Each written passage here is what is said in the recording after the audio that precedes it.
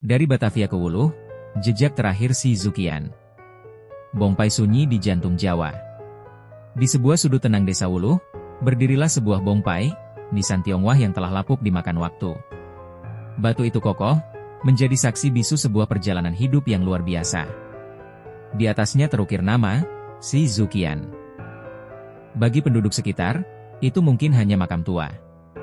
Namun, bagi sejarah, batu itu adalah titik akhir dari sebuah pelarian panjang yang bermula dari neraka api di Batavia, lebih dari 2,5 abad yang lalu. Ini adalah kisah Si Zukian, seorang penyintas tragedi Angke, yang napas terakhirnya dihembuskan di tanah Wuluh. Babak 1, Impian di Kota Gula, Batavia, 1738. Si Zukian bukanlah seorang kuli kasar. Ia adalah pemuda terpelajar dari Fujian, putra seorang pedagang teh yang datang ke Batavia dengan membawa mimpi.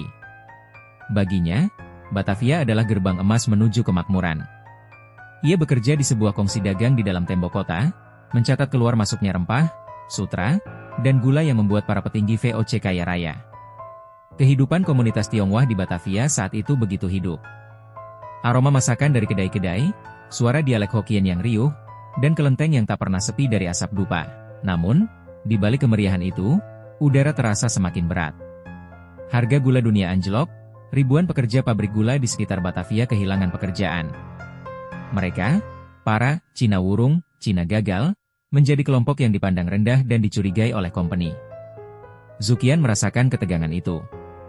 Gubernur Jenderal Adriaan Falkenier mengeluarkan aturan-aturan kejam. Setiap orang Tionghoa harus memiliki permisi briefje, surat izin tinggal.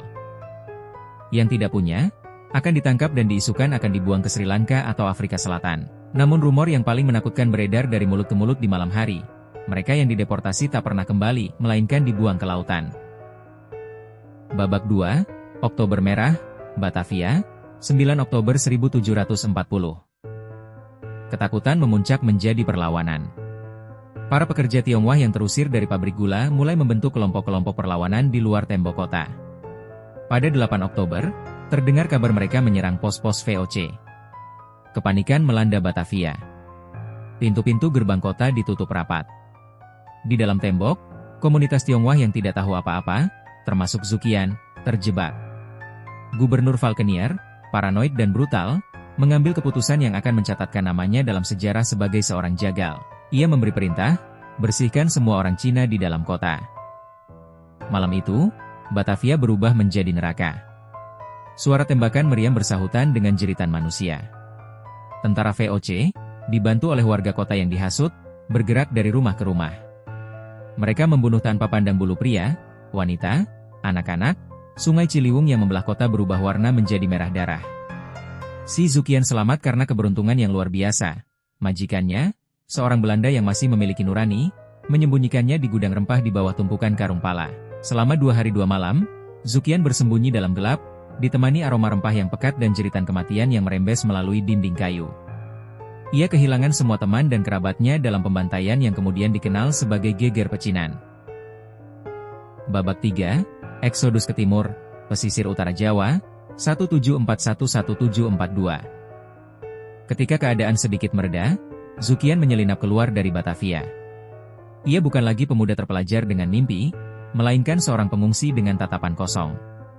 Ia bergabung dengan ribuan penyintas lainnya yang melarikan diri ke arah timur, menyusuri jalur pesisir utara Jawa. Perjalanan itu adalah sebuah epik penderitaan. Mereka berjalan kaki, bersembunyi dari patroli VOC di hutan-hutan bakau, dan bertahan hidup dari apapun yang bisa mereka temukan. Trauma Batavia menyatukan mereka. Dendam pada kompeni membakar semangat mereka. Di sepanjang pesisir, mereka bergabung dengan laskar-laskar perlawanan lokal dan para pejuang Jawa yang juga muak dengan kekuasaan VOC. Perang besar meletus, dikenal sebagai Perang Kuning atau Perang Sepanjang. Si Zukian, dengan pengetahuannya dalam tulis baca, mungkin tidak bertarung di garis depan, tetapi ia membantu para pemimpin laskar dalam strategi dan pencatatan. Ia melihat pertempuran di Cirebon, Tegal, hingga Semarang, di mana kekuatan gabungan Tionghoa Jawa sempat merebut benteng VOC. Babak 4, Pelabuhan Terakhir, Wuluh, sekitar 1745. Namun, perlawanan itu akhirnya berhasil dipadamkan oleh kekuatan militer VOC yang superior. Para pejuang tercerai-berai. Sekali lagi, Si Zuqian harus melarikan diri, semakin jauh ke timur. Ia lelah berperang, lelah melarikan diri. Yang ia inginkan hanyalah kedamaian. Entah bagaimana takdir membawanya ke sebuah desa kecil yang tersembunyi, tak jauh dari Lasem yang sejak lama menjadi kantong komunitas Tionghoa. Desa itu bernama Wuluh. Di sana, di antara masyarakat agraris Jawa, ia akhirnya menemukan tempat untuk berhenti. Si Zuqian menanggalkan masa lalunya. Ia belajar bahasa Jawa, mengadaptasi cara hidup lokal, dan mungkin menikah dengan seorang gadis desa. Pengetahuannya tentang herbal dan pengobatan Tiongkok membuatnya dihormati.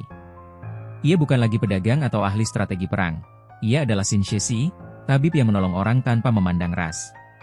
Ia membangun keluarga baru, memiliki anak-anak yang tumbuh sebagai putra-putri tanah Jawa, namun tetap membawa darah dan marga Xi. Batu yang berbicara. Puluhan tahun kemudian, ketika Si Zuqian mangkat dalam usia tua, ia telah menjadi bagian tak terpisahkan dari komunitas desa Wuluh. Anak-anaknya, sebagai tanda bakti, membuatkannya sebuah bongpai. Di atas batu itu, mereka mengukir.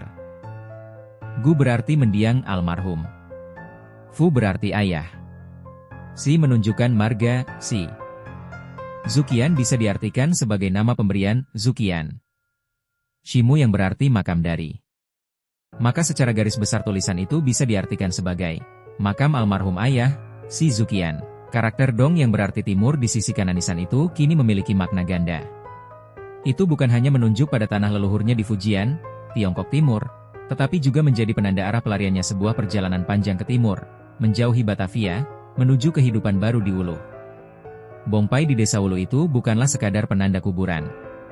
Ia adalah monumen pribadi dari sebuah tragedi nasional. Ia adalah bukti bisu dari seorang penyintas yang menolak untuk dilenyapkan oleh sejarah, yang mengubah trauma menjadi pengabdian, dan yang akhirnya menemukan rumah di tanah yang sama sekali asing, ribuan mil dari tempat kelahirannya. Batu itu adalah bab terakhir dari kisah Si Zuqian. Disclaimer. Cerita tersebut hanyalah penggalan folklor yang beredar di masyarakat sekitar, hanya ada sedikit bukti dari aksara yang tertulis pada batu nisan atau bongpai tersebut. Untuk mengetahuinya lebih dalam, tentunya harus diadakan penggalian dan dokumentasi secara utuh apa yang tertulis pada batu nisan tersebut. Sekian. Terima kasih sudah menonton.